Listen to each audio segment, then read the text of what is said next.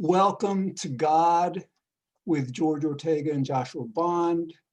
This is episode number 44, and we're recording it on Monday, December 21st at 6:04 p.m. Eastern Time. We are going to continue with what we were doing on Friday, essentially exploring the relationship between alcohol and spirituality. And so basically I intended to get another Keystone. They were out of Keystone, so this is a Foster's that I've been drinking. And so Joshua, I assume is drinking also. And we're gonna, again, just open-endedly explore God within this anthogenic paradigm. Sure, George. Yeah. So where I'm at is I'm actually not. I'm very sober, um, and so maybe this will be a new dynamic, and that's the first beer I think George has really cracked for the day. So um, let's explore this false notion of sobriety versus intoxication. I think a little bit, right? Because we brought up the point last time that really possibly the most dangerous and pervasive drug on the planet is this illusion of free will, and how uh, that makes us deluded about what we are, about what God is, the nature of reality, the nature of God. God is everything. God is all causality.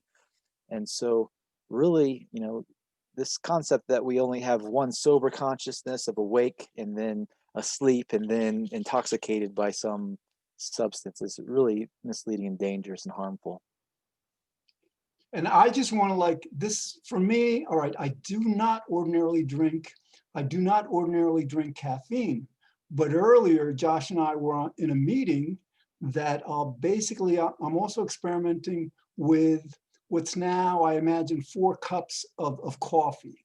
So this is a combination of the beer and the caffeine. And as I was mentioning to Josh earlier, I feel extraordinarily good, in a very positive way.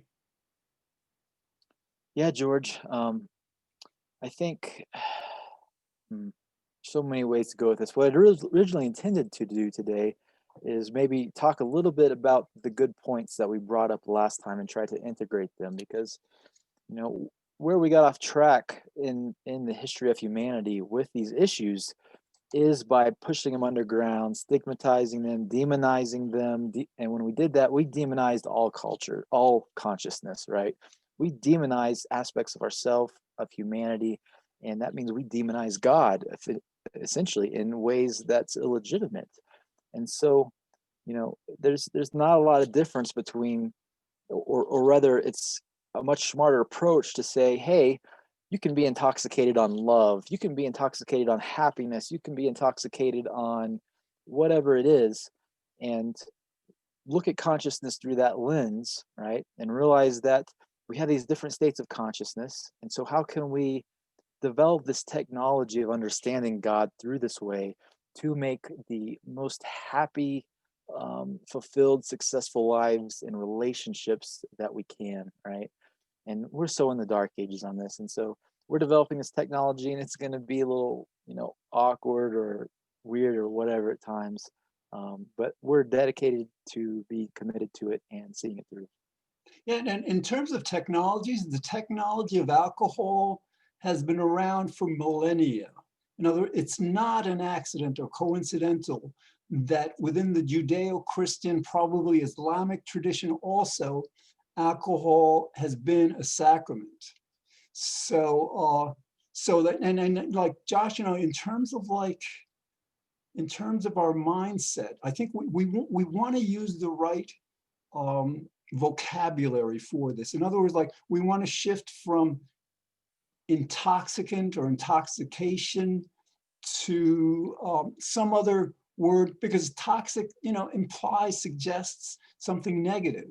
Whereas naturally with anything good, anything that is good, anything to excess, can be problematic. So we all know that. So shifting from referring to these, like alcohol is an intoxicant to as a euphoric or a calming euphoric. And the other thing is like to shift from the word drug to medicine, because again, like, everything can be construed a drug, which is like, in this sense, it's a stimuli, or it's a catalyst for an experience.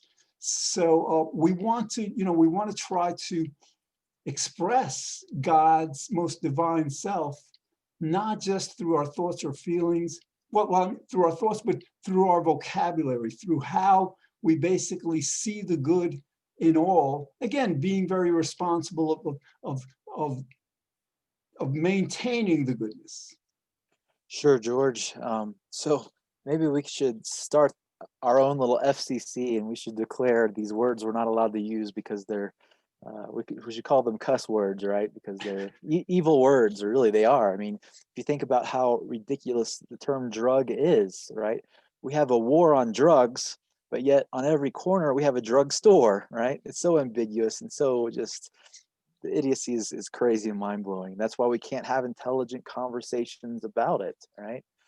And so, just to give the audience a little bit of background, if they haven't researched this, I mean, the term theogen, right, is typically used to refer to drugs that are used for spiritual purposes. And, you can look at it from different ways. There's a lot of scientific research on this. You can look on Wikipedia for I think there's an article on the entheogenic use of alcohol, how alcohol was in fact used spiritually, and many other plant medicines. And this is actually, if you look at the history of religion, there's plenty of evidence out there that shows that this is probably a very large part of how many religions came into new forms of consciousness, how they started. There's a whole lot of examples, but I won't go into them. All right. So again, like the alcohol in my case, Josh is not drinking today. It is the vehicle. It is the technology that we are experimenting with in order to enhance the God experience. So I want to shift from the technology to God.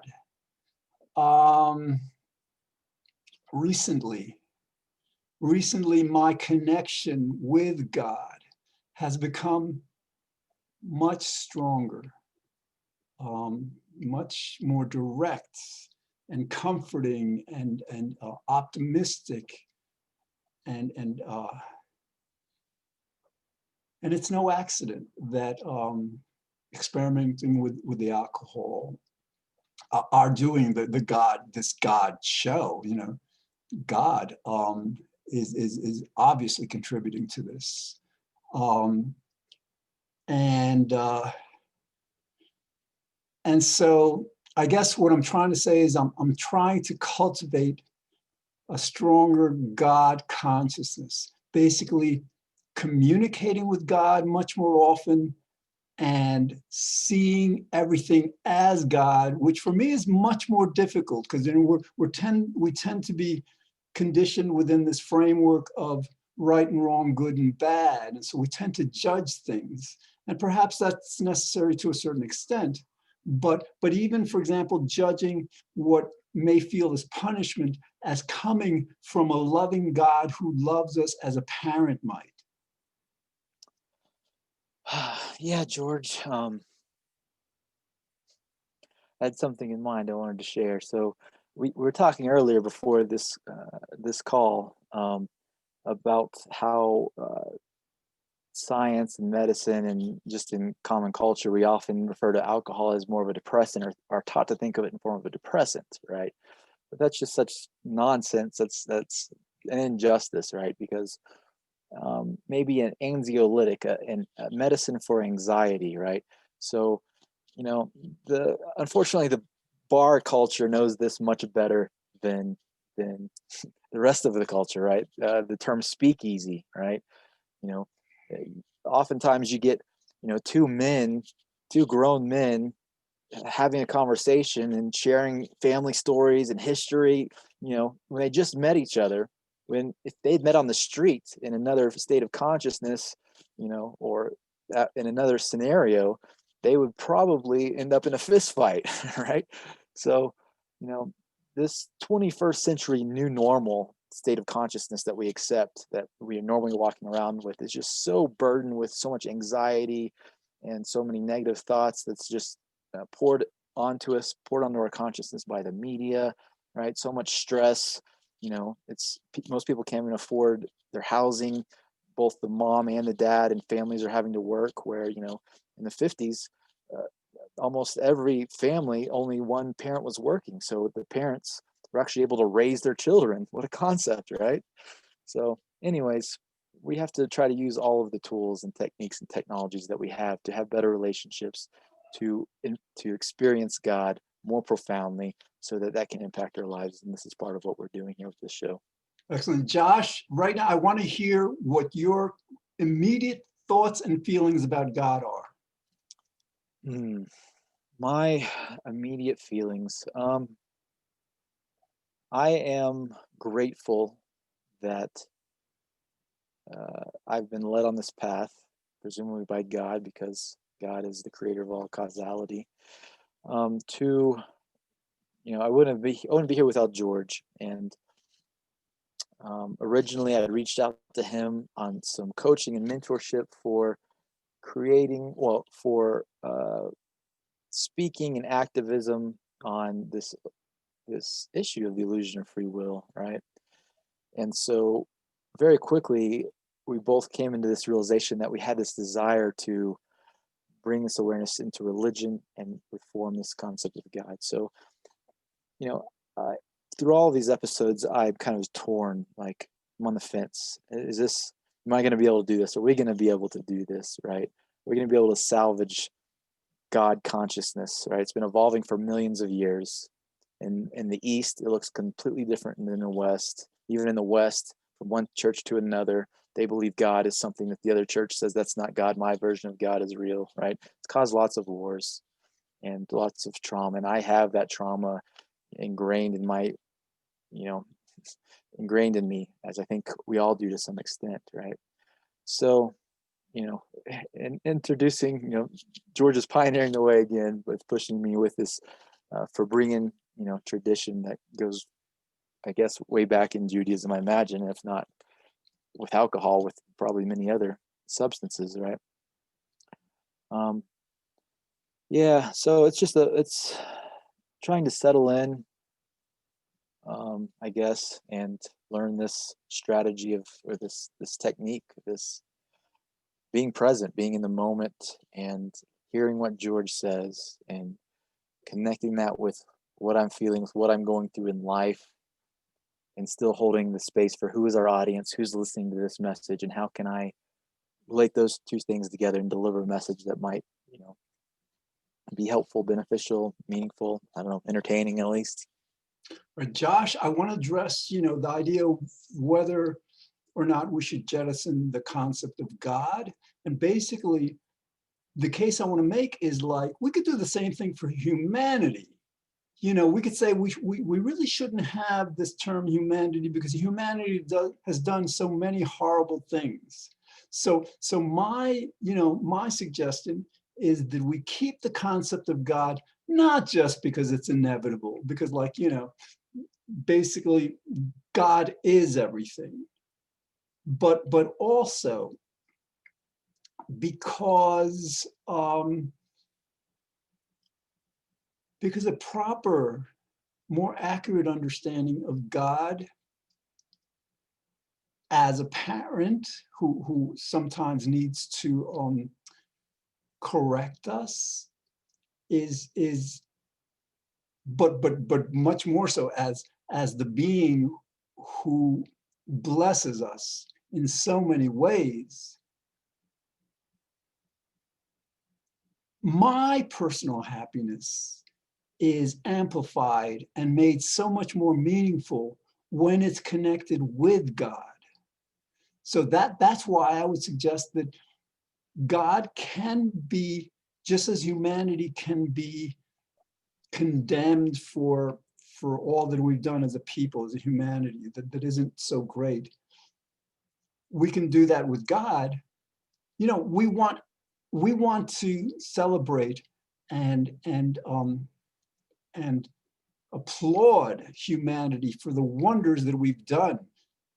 Notwithstanding, we have to do much more. You know, there are problems and injustices and sufferings that we need to simply end. The same would apply with God, that we want to see God we want to kind of appeal to God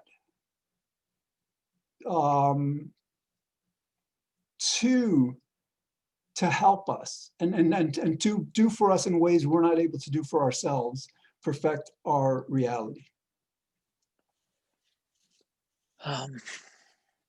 Yeah, the one perspective is that there's two ways to talk about this, right? So we often talk about it this mistaken way: is God real? Are we talking about a real thing, right? And our definition of real is changing, and whether we like it or not. Most people, I even have a hard time accepting this, right? It needs to change, and not only does it need to change, I think we can look at how it's mistaken, right? So that's one way to talk about it. That we can talk about it. Another way that I would like to appreciate is that look at the role that God has played in the development of everything we have, in the development of our modern society, of the progress that humanity has played, right? So a lot of times I refer to God experiences, spiritual experiences, religious experiences, and God in general as ineffable, right? And George likes to help me talk that out a lot of times. And what we usually come to is this irony that God has to be ineffable to the extent that our language, really you know our religions can't fully give us the words to articulate everything we're feeling. And that's why God so often is described in these numinous, ineffable, all-encompassing experiences, because we're very limited creatures, and when we're talking literally, right? And reality is multi-dimensional and very complex, right?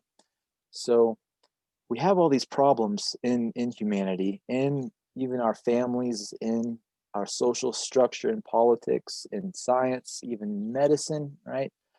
I love to look at medicine because used to the doctors, they were priests, they were in the church, right?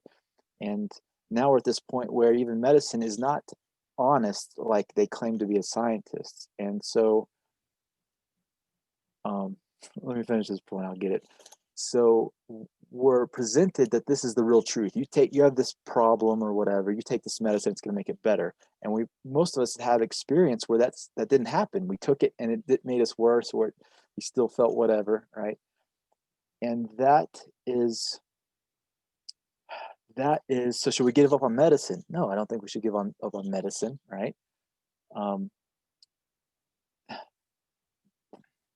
Okay, let me try to reconnect real quick. So we have the same thing in our relationships, right? Where we're having experience, we're feeling things, we can't articulate, we can't get resolution in the relationships, we can't mend it in the moment, the conversation, whatever, right? But we can talk to God, and we can talk to God in ways that we can't articulate to the other person, or we can't have a conversation about, right? And through that, we are able to, through talking to God in this way and exploring consciousness this way, God gives us solutions that we wouldn't have thought about if we just stuck with the conversation, hashed it out, right? So that's one reason I am here doing this still. So Josh, as you were saying that, God just caused me to understand that we are generally good at talking with each other as human beings. We're not generally nearly as good at talking with God. which is a very different experience, because the idea is like when we talk with God, it's not like we expect to hear a literal voice talking back to us. When we talk to God, we ask God, for example, God, how can I do this better? And then we wait for God to answer us in the thoughts that we have. And sometimes the answer may not come immediately. We may have to wait hours or days or weeks for that answer. But that's a kind of communication with God that can be so effective. It basically acknowledges that what we can't do for ourselves, often God can do for us, or that with God's help, we can do what we want to do, what we deem good, more effectively by communicating with God about it. Yeah, George, it almost seems that we're able to access love much more deeply and profoundly through, this ability that we have for some reason, right? And I think that's, I don't know, really it's, love is such an important thing, and even happiness, right? Now, when you put the perspective you put it in, reveals that it's a way to access more love and more happiness. And so, maybe we don't talk enough about these strategies, these tools, these techniques, these ways to talk to God. We haven't developed them. It's always just been mysterious, and it's always been, such a contentious issue, and I think that's part of what we're talking through on the show, is ways to do that, and actually experimenting with ways to do that. Josh, so you just keyed us in on why we want to commune with God more often. You and I were talking about this in the meeting previously. Basically, as human beings, we seek pleasure and happiness. We want to avoid pain and unhappiness. And the other aspect of this is that we can, I think, quite accurately define love as the highest form of happiness, because it's a happiness that comes from loving others in the sense of wanting their greatest happiness in addition to ours. And so, so when we commune with God, when we think about God, I think it's important to keep in mind that God's highest attribute seems to be love. This happiness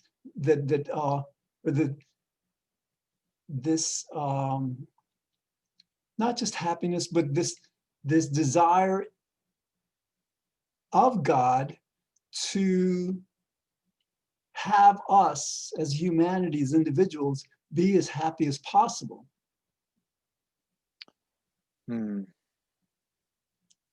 Yeah, I think a lot of it starts with self-love, being able to love the self, accept the self, right? And this is, again, ties into this theme we're carrying through this series of the illusion of free will, right? You accept yourself as you are, with your flaws, your imperfections, and that allows you to accept others, right? And when we have this proper perspective that we don't have this free will that can just magically be as happy as we want, and magically be as good as we want, and magically have all the energy that we want, in the right mood at the right time, and the right personality at the right time. When we accept that, right, then